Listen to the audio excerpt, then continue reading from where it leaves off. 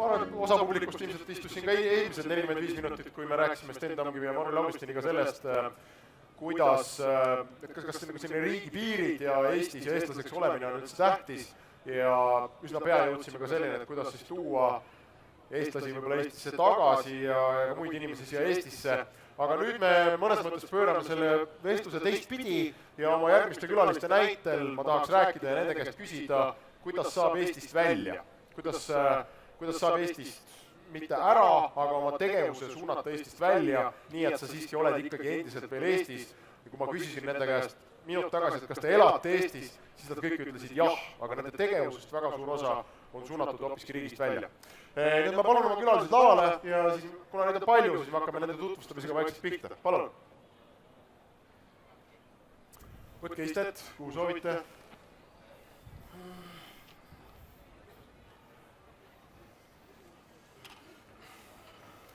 Nii, ma pööran nii pidi, et ma natuke näen teid paremini.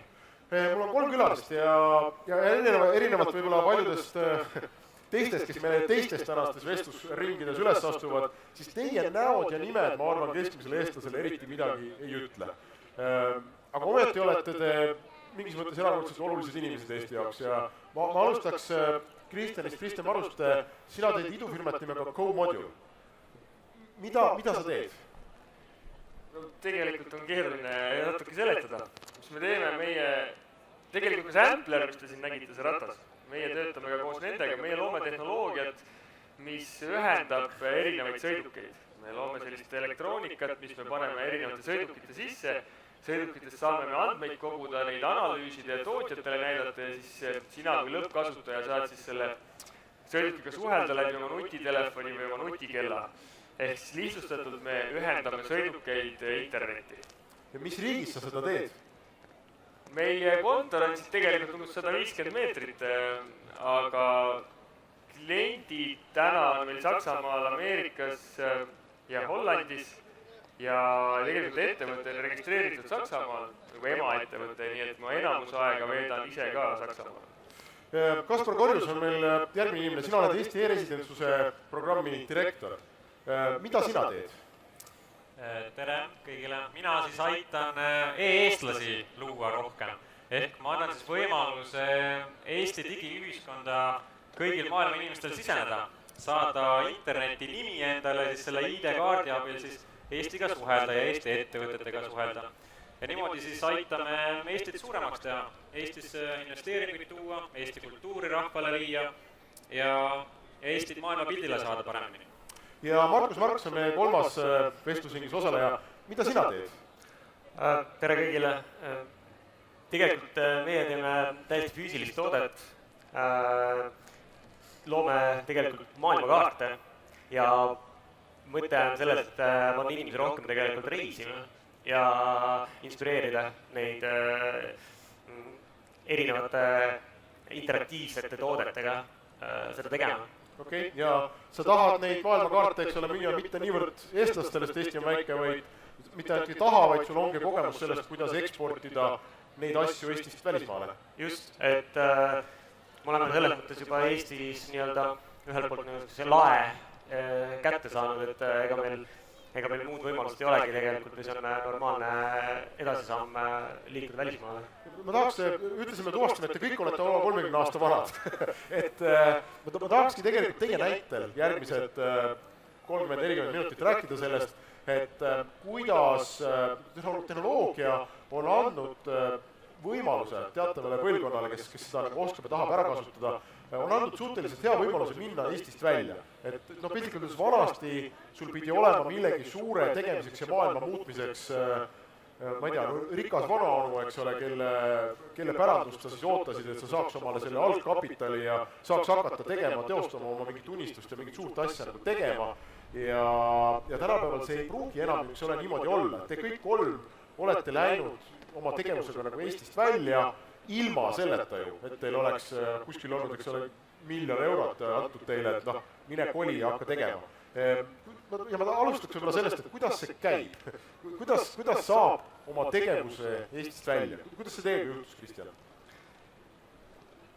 Ma arvan, et tegelikult sellel veel suurem roll kui tehnoloogial on tegelikult Euroopa Liidul. Ja miks me siin ka täna oleme, et see on tegelikult sellele, et piirid on lahti ja meil on erinevad nagu piiriülesed programmid.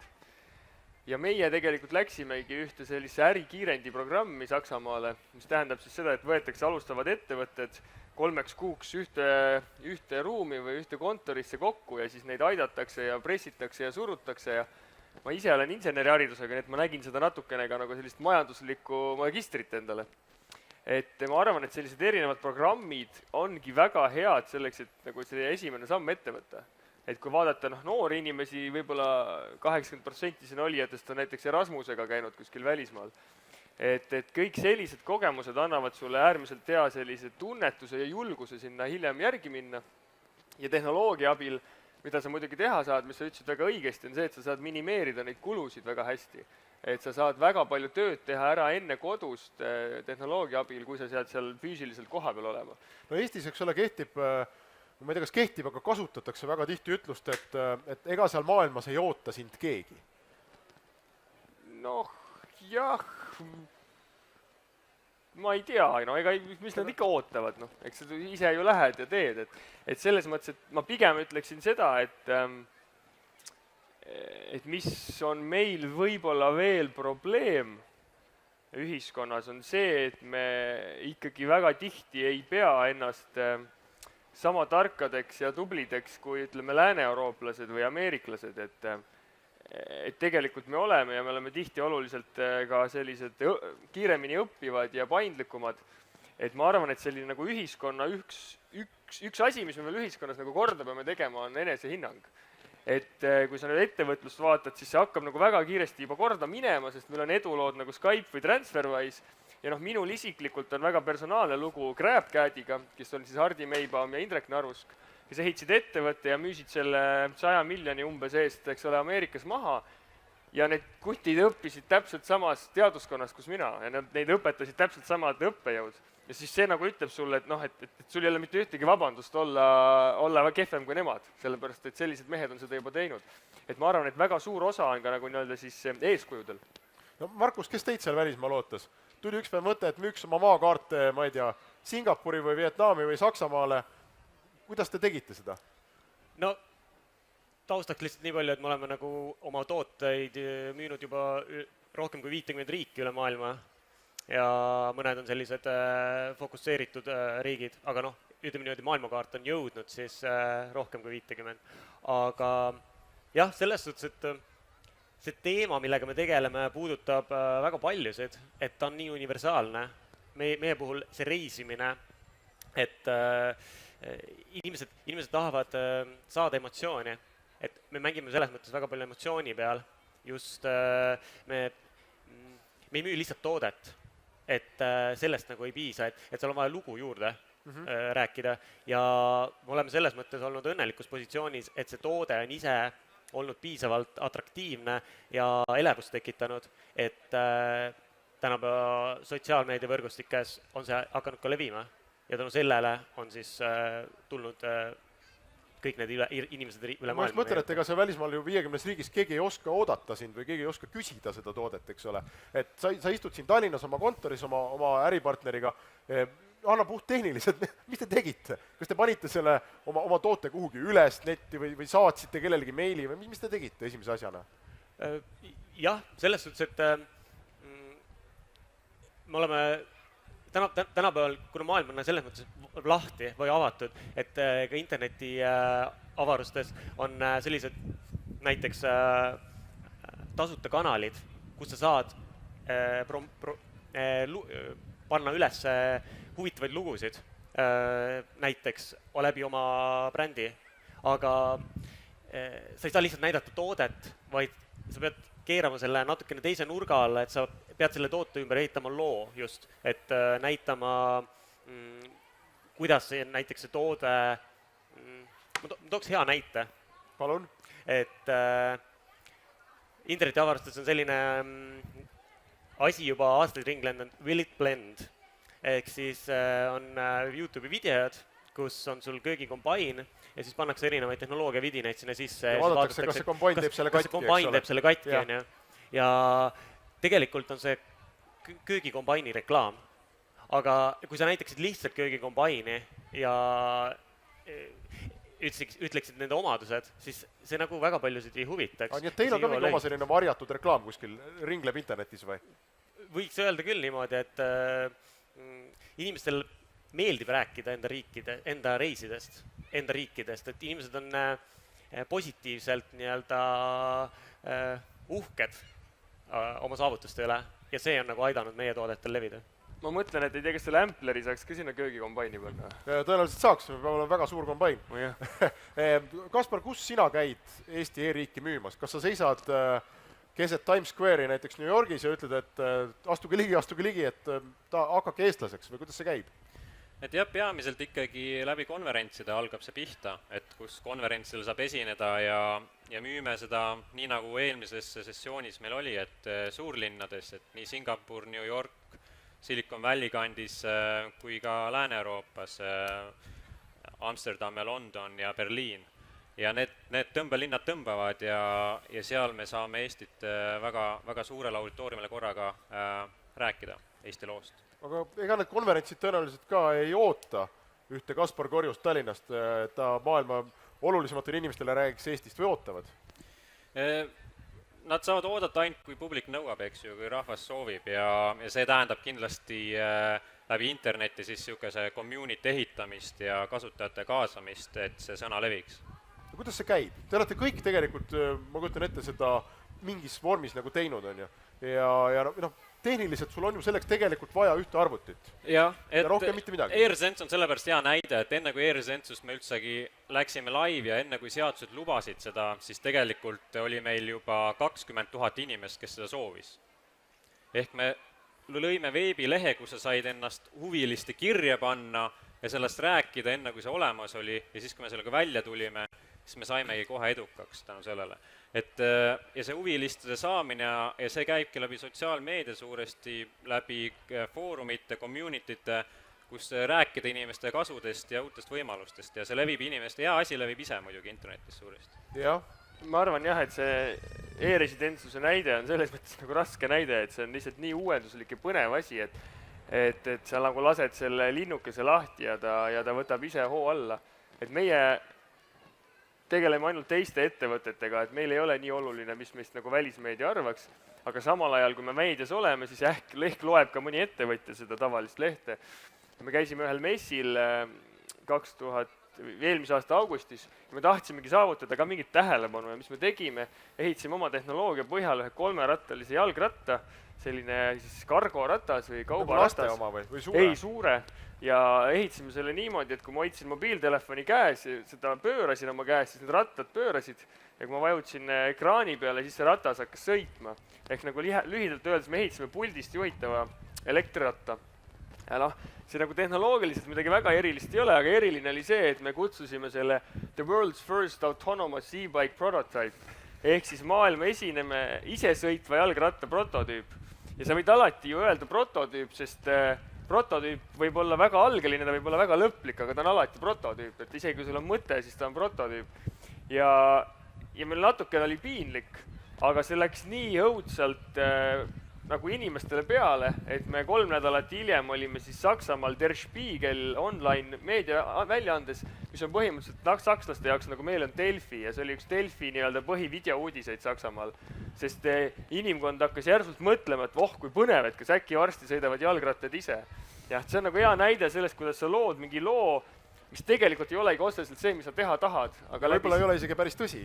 Jah, aga läbi selle sa tekitad huvi ja siis tood juba inimesed kaarega tagasi ja ütled, et tegelikult see on lihtsalt üks näide sellest, mis me saaksime teha, aga me saame teha veel seda ja seda, kui te kasutate meie tehnoloogiat. Ma arvan, et väga hea näide on siin see, et kui 1. aprill Eestis oli, siis võib-olla internetist nägite niisugust saite ja veebilehte nagu Country OS ehk siis riigi operatsioonisüsteem. Ja see oli lihtsalt niisugune nali ühe ettevõtte poolt tehtud, et kuidas võimalik siis on riiki 10 minutiga üles ehitada, et lae kõik parlamendiliikmed internetist üles ja siis maksa oma välisvõlg läbi TransferWise'i teistel riikidel 1 klikiga ära. Aga see levis ja huvitav selle puhul on see, et nüüd mitmeid nagu nädalaid veel hiljem pöördutakse minu poole ja nad tahetakse seda toodet, tahetakse riikne toodet. Ja see on asi, mis näitab jälle, et sa teed mulli algul loo suuremaks ja nüüd me tõsiselt mõtleme, et kuidas seda ära teha. Et see peab olema reaalne, kui soov on, meil on tehnoloogia seal et seal tuleb lihtsalt ette võtta see ja see lugu mängib, lugu mängib lõpuks. Sa mõtled nagu äpist juhitav riik või? Riik ühes äpis? Äpis niimoodi, et jah, et riik võiks ehitada üles tänapäeval minutitega, nii nagu me ehitame ärisid üles tagasi eelmise punktile, et saada aru, et kuidas tänapäeval on nii kerge siis rahvusvahelist äri ehitada, et ma tooksin oma abikaasa Karini näite, et ta alustas nüüd moepuslega siuke laste mänguteemad ja ta sai nädala ajaga 3 rahvusvahelist partnerit, läbi Alibaba sai riideid transportida, siis järgmine päev pani veebisaidi üles, ühe päevaga meil on Voog, Eestis hea startup, raamatupidamised, sa saad nädala aega ettevõtte loodud raamatupidamised, veebilehed, rahvusvahelised partnerid ja ka müüki panna selle. Ja see on tõesti nädala küsimus tänapäeval, sest need platvormid on olemas, kus sa saad küsida, kus saad pärida ja tehnoloogia on selle nii kergeks teinud, et see nagu võimalik on täna laptopi alusel kodus sul rahvusvaheline äri nädalaga püsti panna ja hakata tooteid müüma igasse maailma otsa, see on nagu võimas minu arust. Markus, palun. Ma tahaks lisada sellele, nagu sa enne ütlesid, et sa tahaksid tänada Euroopa Liitu selles suhtes, et meil on nagu võimalik nagu väljapoole minna. Et puhtalt ka logistiline, et kui füüsiline toode meil, et ei kujutaks ette nagu, et see nii lihtne oleks, kui piirid oleksid kinni näiteks praegu. Kas või see kõik need EU-sisene kaubaliikumine, et see regulatsioon on juba, see annab tõuke selleks, et me saame kasvada nagu hästi kiiresti. Ma arvan, et see nagu, mis Kaspar rääkis, näitabki seda, et kui lihtsaks on loodud nii-öelda ettevõtte loomine, ehk see kõik see tüütu administratiivne pool ja see, milleks vanasti mindi õppima majandust ülikooli, ja see muudabki sinu jaoks selle keskendumise ainult selle loole ja tootele, et sa saadki keskenduda ainult selle loole, sellele tootele, sellele väärtusele. Et ega seda sinu eest ükski tehnoloogia vidin ära ei tee, et selle sa pead ikka ise välja mõtlema, aga seda taustatööd saab võimalikult hästi ja kiirelt teha. Kuulge, väga tore, aga Eestis on tuhandete kaupa ettevõtteid, keda me ärgitame eksportima. Meil on mõne poliitiku kõned, eks ole, ainult koosnevadki sellest, et me peame eksportima, me peame saama välisturule, me jagame nendele ettevõtetele toetusi ja nõu ja veel toetusi ja veel nõu ja me tegeleme sellega süsteemselt, aga siin te istute mul kolmekesi ja ütlete, et sul on vaja nagu lugu ja ühte läpakat. Kui mingisugune jama on siis ju süsteemis sees, kui see tõesti nii lihtne on? Minu jaoks on asi nagu ka tahtes, et väga paljud, kellega mina rääkinud, ei soovigi nagu, et milleks. Et me rääkisime eelmises sessioonis looduses, et on tore elada kodus, raha ei ole tähtis, teenin ära ja on õnnelik nagu. Aga mind pigem huvitab siis, kui sa ei ole õnnelik ja siis sa vingud ja siis sa ei tee. Neid on liiga palju meil. Aga eks see muidugi nii lihtne ei ole, et see väga sõltub ka valdkonnast, kus sa oled. Et ega Eestis on väga palju ettevõtteid, kes ei müü lõpptarbija toodeid, kes teevad koostööd teiste ettevõtetega, nii nagu ka meie. Et seal on sul vaja seda lugu ja seda internetti, aga lõpuks sa pead ikkagi ise kohal olema ja minema. Et ma ise just vaatasin, et ma viimasest 3 nädalast 15 tööpäevast 12 olen olnud Eestist eemal. Et ega selline ettevõttele müük lõpuks tähendab ikkagi näost näkku kohtumist ja lihtsalt tööd ja lihtsalt selle tegemist ja süstemaatiliselt sellele nagu keskendumist. Aga ma mõtlen, et kas see on, ma juhatasin teid sisse, eks ole, sellega, et te olete kõik alla 30. Kas see on mingi põlvkondlik värk või? Et te olete üles kasvanud selle Facebooki ja selle maailmaga ja teie jaoks see ongi mingi loomulik keskkond, kus nagu toimetada ja kui keegi teist on 10, 20, 30 aastat vanem, jamab oma ettevõttega, ta ei ole selles nagu, tema mõtteviisis võib-olla ei ole nagu seda sees, et maailm on kõik üks koht, et ta mõtleb, mina väike eestlane, need suured sakslased. Kas see mõtteviisi küsimus, kas te olete teistsugused? Ma arvan, et siin nagu Krista mainis see Erasmuse programm, mina õppisin ise 4 aastat Inglismaal ja tänu sellele, et need võimalused on meil kergemini olemas tänapäeval, ta aitab juba mõelda sul päevast üks rahvusvaheliselt ja see võib-olla mindset selles mõttes ongi natuke jah, et need riigi piirid enamus tehnoloogiatoodetel ei määra, ei ole tähtsad ja tänu sellele sa ei peaks piirama ennast ühte positsiooni, kui sa saad sama tehnoloogiat, sama toodet igale poole müüa. Ja lihtsalt see ei olegi küsimust enam. Meie jaoks ei ole see, et me ei mõtle ekspordile. Meil ei ole seda asja nagu eksport. Et sa müüd toodet ja sul on rahvusvaheliselt kõik ostavad seda. Et see ei ole, kas ma lähen välja. Et see jah, see on nagu kadunud ära. Kas Markus, kas teie jaoks oli nagu selline otsus, et ühel päeval me otsustasite, et nüüd me hakkame müüma välismaale või oli samamoodi algusest peale?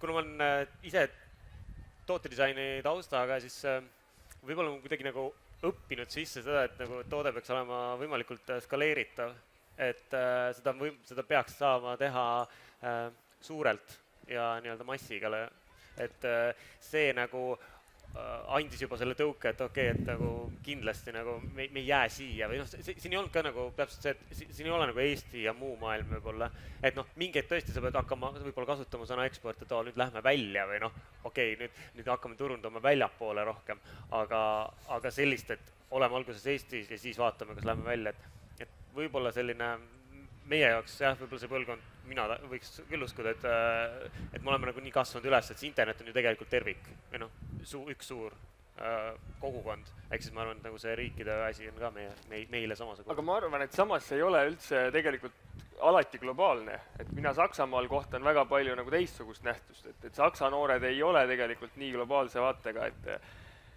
noh, ma olen näinud ise kutte, kellel on nagu üliäge mõte ja ma olen rääkinud, et no mida te passite, et andke tuld. Mida te passite, kus siin väiksel mõtetul Saksamaal? Aga Eesti on nagu nii väike, et noh, selles mõttes, et siin on lagi on suht kiiresti ees või noh, sul ei ole nagu, ütleme, et sul on miljonist elanikkonnast, sul on nagu see, võib-olla sul ostjaskond on see 1%, on ju, et see noh, et see on sul 10 000 inimest, on ju, aga noh, mis edasi? Sa võiksid müüa 10 000 maakaarti ja kõik. Ja kõik. Sa ei saa ühte palkagi ära maksta, kui sa Eestis ainult tegutsed. Et sul see grupp inimesi, noh, keda sa jahid, tegelikult ju kogu sellest elanikkonnast nii või Eestis kui maailmas, see on selles mõttes suhteliselt marginaalne osa võib-olla, või noh, kellele mida, aga lihtsalt jah, et Eesti on, sul ei ole nagu siin mingit teha. Ja nüüd, kui tuleme siia e-residentsuse riigi peale ja seoses eelmise sessiooniga, siis see läheb samamoodi riikidena. Et kui minul on riigin süsteemid üles ehitatud, et ma siin pensionifondid ja mul on siin ettevõtted saab asutada internetis ja kõik teenused on olemas. Ja nüüd, kui kõrval on sinu riik, kel on samad teenused, aga pakub neid kõigile maailmas, et kõik inimesed läbi e-residentsuse saavad samasid teenuseid kasutada, siis on see sama mõte, et need riigid, kes keskenduvad ainult koduturule, lõpuks ei ole konkurentsivõimelised, sest naaberriik keskendub kõigile ja saab sama kulu eest palju rohkem tulu. Ja siis e-residentsuse läbi me näeme, kus teised riigid tulevad ka, mitte ainult ettevõtte, vaid riik peab ka hakkama kõiki teenindama, et lihtsalt kulud tasa teha. Et minu meelest, miks on see nagu hullult lahe asi, see e-residentsus, mis nagu baseerub juba ainult sellele, et sa saad allkirja anda, on sellega seotud, et kui meie nüüd tahame oma ettevõtetega minna välja ja meil on välispartnerid, siis ma toon näite, et kui sa mõtled ABB ja Ericssoni peale, kui palju dokumente nad pidid varem lennutama näiteks kogu aeg Rootsi vahet, et neid lihtsalt allkirjastada. Ja kui sa tahad nüüd minna välja ja sul on väljas mingi hea partner, sa tahad talle öelda, hei, tee e-residentsus, kõik tulevikus me saame teha nagu läbi neti. Et tegelikult mina ei näe seda programmi mitte niivõrd sellena, et tuua inimesi Eestisse juurde, nii-öelda välisettevõtteid, vaid minu meelest see kõige suurem väärtus on olemasolevate Eesti ettevõtetel oluliselt lihtsamalt hõlpsustada tegutsemist teiste nagu välispartneritega. Sa saad välispartneritest teha eestlased. Okei, aga kui te nagu ütlesite, et teie jaoks ei ole kunagi olnud see küsimus, kas minna välja nii-öelda, et te isegi ei mõtle sellest kui välisturule minekust, vaid see on selline normaalne igapäeva tegevuse osa, eks ole. Mis te arvate, mida teevad need ettevõtted valesti, kelle jaoks see on suur asi trükkida 1000 voldikut ja lennata näiteks Rootsi messile? Et see on selline põhimõtteline otsus, mida nad kardavad lausa. Nad teevad midagi valesti järelikult. Teiste eest on olnud raske rääkida, et ei oska öelda. Nii, jah. Neid on olemas palju ettevõtteid, kes mõtlevad samamoodi nagu meie, et nagu... No mina arvan, et see natuke nagu sa ütlesid, et see algab juba päris nagu sellest, et kui me läheks nüüd uuesti ülikooli, et kui ta läheks doktorisse või magistrisse, et ma ei mõõta ette, et ma võtaksin selle Eesti nagu TTÜ lahti näiteks enda puhul ja vaataks, et okei, et nüüd on nüüd siin need erialad, et jah. Et igaüks, ma arvan, kes täna juba tahab ülikooli minna, ta lööb lahti, eks ole, kõik Euroopa ülikoolid või ta lööb kõik maailma ülikoolid ja vaatab need läbi ja võrdleb need nagu läbi, et see algab juba sellest staadiumist ja ma tean isiklikult juba palju inimesi, kes käivad keskkoolis välismaal näiteks 1 aasta ja see juba algab sellest, et kui sa juba koolis ja igal pool mujal võrdled kogu maailma turgu, siis ka oma ettevõttega sa tahad ju minna globaalseks. Ja siin väga tähtis on see, mis on nagu infrastruktuur ja näiteks lennupiletid, nii kerge asi kui lennupiletid, eks ju. Kui mina hakkasin Inglismaal koolis käima, siis ma sain ainult EasyJetiga lennata ja ta oli umbes 5-kordsed hinnad, kui nüüd on Ryanairiga ükskõik kuhu maailma teise otsa kas või sa saad paarisaja euroga kuskil ära käia. Ja see teeb nagu maailma väiksemaks ja lahti ja see kogemus, mis sa välismaalt saad, ma arvan, on see, mis peamiselt ärgitab, et ma ei vaataks enam ainult Eesti turgu. et see kogemus, enda kogemuse saamine, ma arvan, tähtis. Hüva, ma põrgataks selle palli korra publikusse ka, meil on siin teatud hulk Arvamusfestivali vabatahtlikke, kellele ma annaks nüüd ülesandeks oma väikses rakukeses tõmmata käima väike arutelu, ma tahaks teada saada ja hiljem siis küsida teie käest, et kas teie tunnete, et Eesti on teile liiga kitsas? Ja me anname mõne minuti aega, joome ise lava peal vett ja puhkame.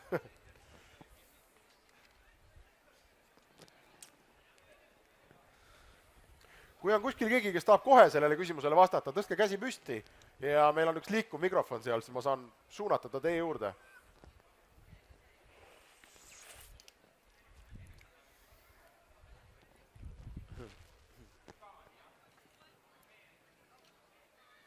Näed ruumi küll.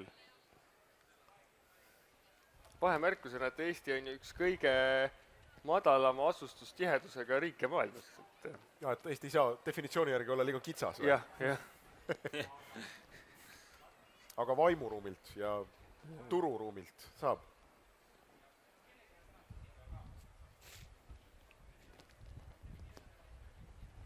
Meil on esimene küsimus.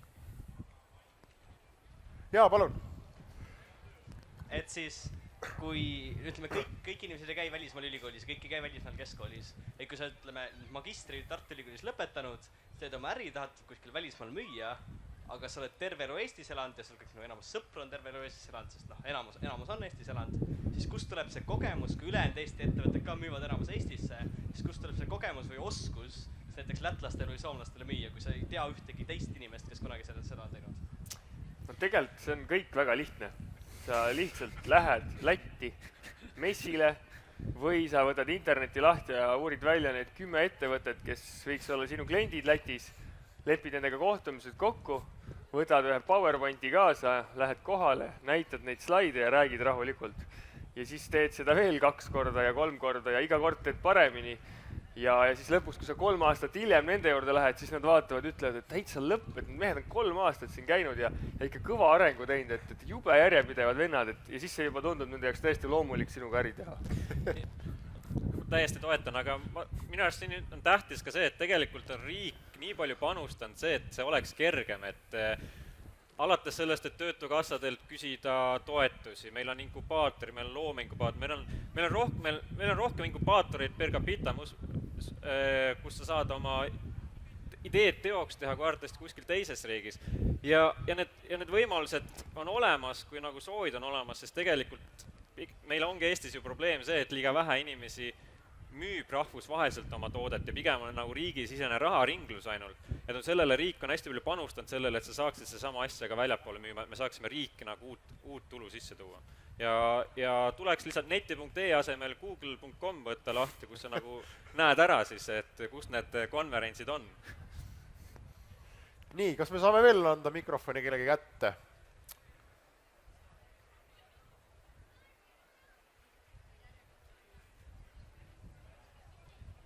Ei saa. 1, 2, nii. Kas saame? Ei saa? Saame, ei saa? Ja sinna saame. Väga hea. Nii, ma küsiksin seda, millises ülikoolis on võimalus õppida, et ei pea teisi tapma, vaid probleemid lahendada mõistusega ära? Ilma sõdadeta. Aitäh!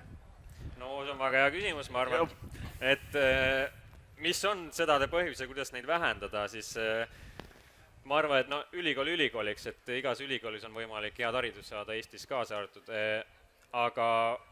aga ma arvan, et see sõda teemal väga hästi tänase teemaga kokku, sellepärast, et mina näiteks ei taha tappa ühtki musta ega moslemit ega asja, sest mul on 3 gei sõpra, 2 musta sõpra, 3 hiinlast sõpra ja siis ma tunneks väga halvasti, kui keegi nendele halvasti ütleb või neid halvasti kohtleb.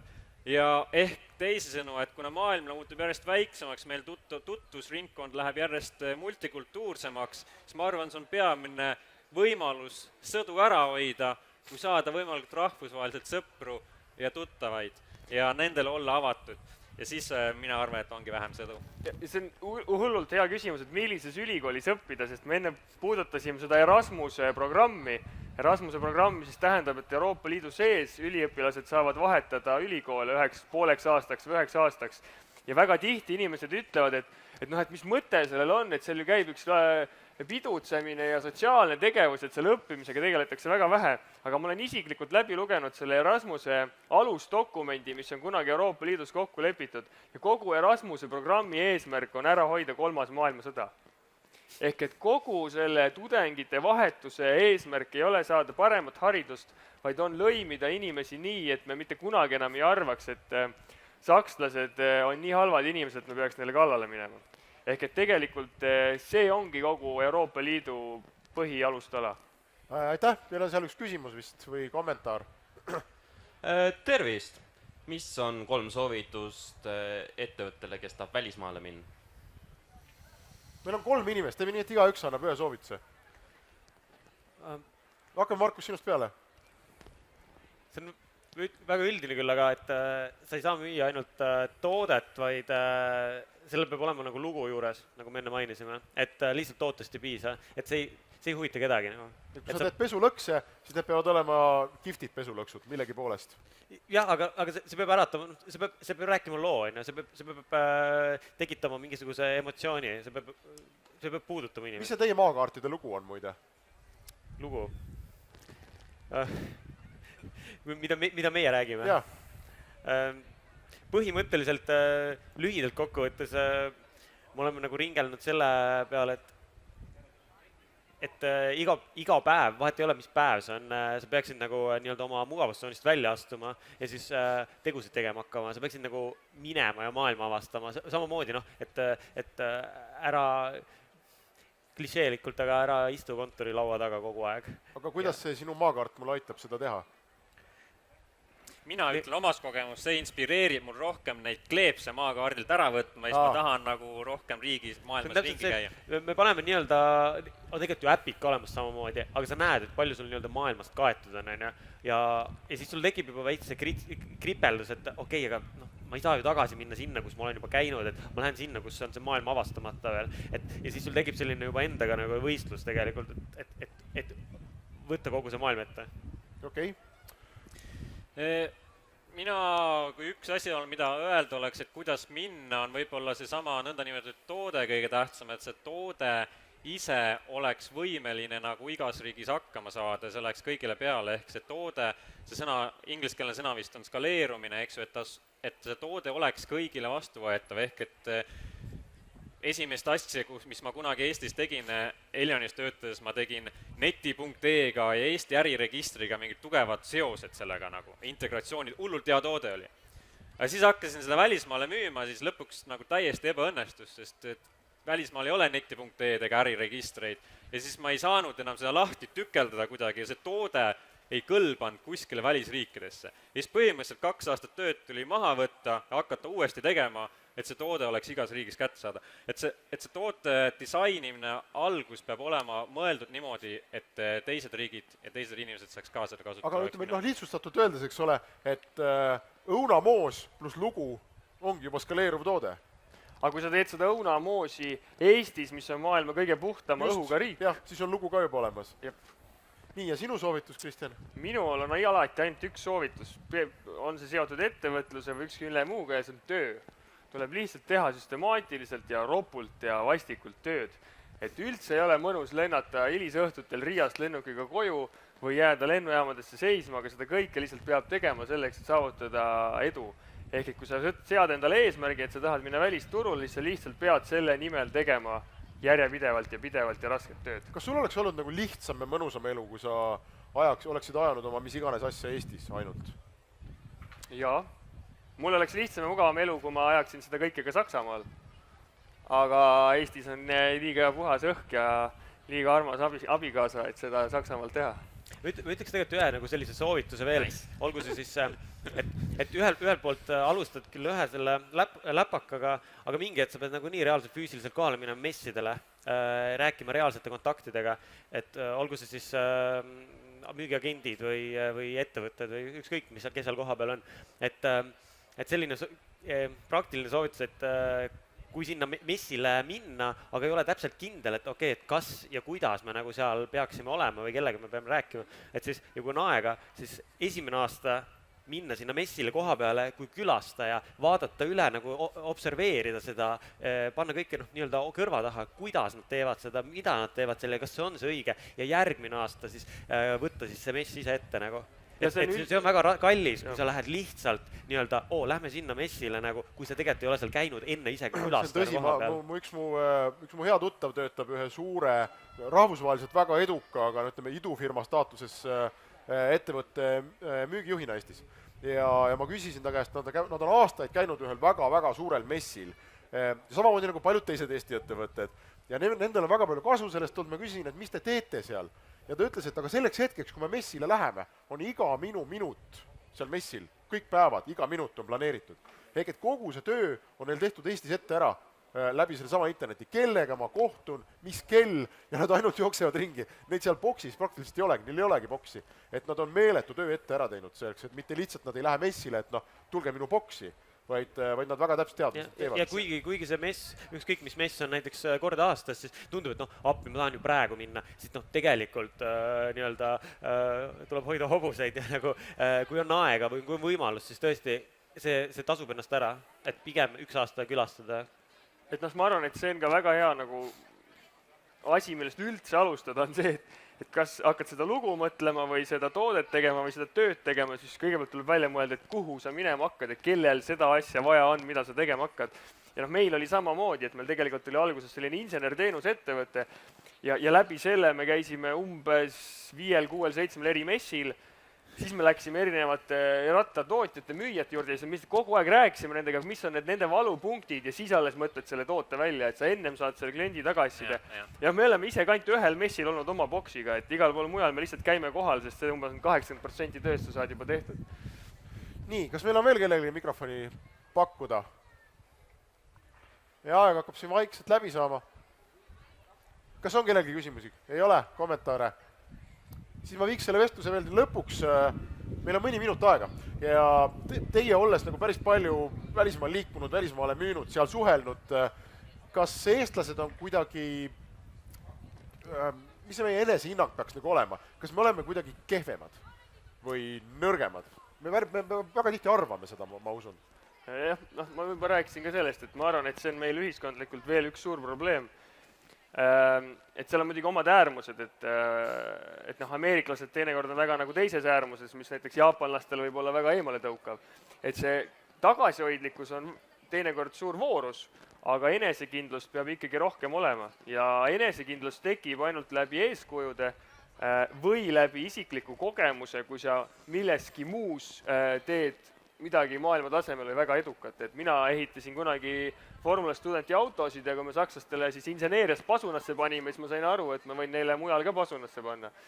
Ja hea näide tegelikult ettevõtluses on väga tihti see, et tippsportlased teevad teinekord hiljem väga suuri asju, sest nad saavad aru, et kui nad teevad tööd ja näevad vaeva, on kõik võimalik. Ma siin täiendaks ka, et võib-olla kõik väga palju rahvus mul tunne, et nagu ennast tehakse maha ja kritiseeritakse, et samas näiteks Jaapanis käies, seal riigi inimestega ma kohtusin ainult alates 60-70 aastastest. Sest et sa päris riigis oleks otsustaja, sa pead tegema 40-50 aastat rügama tööd, et saada austust, et saada need positsioonid kätte, eks ju. Ja kui ma seal räägin meie vanustega, siis nad ütlevad, nemad ei suuda teha start-up'i ega tehnoloogia tooteid, sest nad ei ole küpsed veel. Sest nad ei ole piisavalt targad, nad ei ole piisavalt kogenud, et nad peavad ikka mitukümmend aastat kogemust saama. Ja kui selle äärmusega võrrelda, siis eestlased, ma ei ütleks, et on väga halva enesehinnanguga, et on ka teisi äärmusid olemas. Et me julgeme teha ka midagi enne, kui me oleme 70 saanud. Et 30 on see küpsus meil. Aga muidugi, kui minna kuskil läänemaailma väiksemast, siis neid näiteid tuleb tihedamini ette, kus julgetakse kaotada, julgetakse läbi kukkuda, ebaõnnestuda ja siis kiidelda teiste ja siis ma olen 3 ettevõtet pankrot. See on nagu hea asi. See on väga tubli ja siis räägid terve õhtu sellest. Ei, aga mis mõttes, miks on see pankrot nagu hirmus? Mina olen kogu aeg mõelnud, et kui meie läheks nüüd pankrotti, siis viimased 2 aastat mul on olnud maailma kõige põnevam töö. Et seal ei olegi ju midagi hirmsat. Ja ilmselt sa oled päris palju õppinud selle käigus. No metsikult, jah. Markus? Meil on Eesti, kui see Eesti, kuna on väike riik, siis siin on nagu kerge saavutada edu. Et sul on, mina ütleks niipidi, et sul on võimalik suhteliselt lihtsasse meediasse saada, sul on vaja meediakajastust saada ja siis sul võib-olla tekib väike selline kujutelm, et sa nüüd oledki nagu suur ja tähtis. Aga kui sa nüüd välja lähed, siis tegelikult seal on sinusuguseid kümneid, sadu ees, ja siis seal läheb nagu nii-öelda, et võib-olla nagu tekib liiga see rahulolu natukene varem, et võisteldakse nii-öelda omasugustega siin, aga ja siis ei saada aru nagu, et mis seal tegelikult väljaspool toimub, et seal on nii-öelda see konkurents palju karmim, et jäädakse nii-öelda võib-olla oma mugavustsooni, et seetõttu nagu siis me ei ole nagu valmis, meil ei ole seda pilti, et mis seal väljaspool toimub. Startup maailmas on meil muidugi asjad päris hullud, sest meil on TransferWise, kes on miljardi väärtusega, meil on Skype, mis müüdi 7 miljardiga maha, nii et mitte kuidagi ei saa öelda, et ma olen kõva mees Eestis. No ma ei tea, selle tõdemusega me vist peamegi lõpetama. Meie aeg on läbi. Tööd tuleb teha veel. Tuleb veel tööd teha, jah. Mis päeval te muide lähete Eestist ära jälle? Minul on tegelikult terve see pool aasta niimoodi, et mul on 1 nädal ainult, kui ma olen Eestis täisnädal. Et nädalas 1-2 reisi üldjuhul on nagu välismaale kuskil. Minul on, ma ei tea veel, kas esmaspäeval, teisipäeval või kolmapäeval. Juba minek, jah. Selgub, kui klient ütleb, et kuna saab. Selge. Kuulge, aga suur tänu teile kõigile arutajatele siin ja suur tänu ka kõigile kuulajatele, pealtvaatajatele ja järgmine arutelu, ma vaatan kella, on 10 minuti pärast. Aitäh! Aitäh!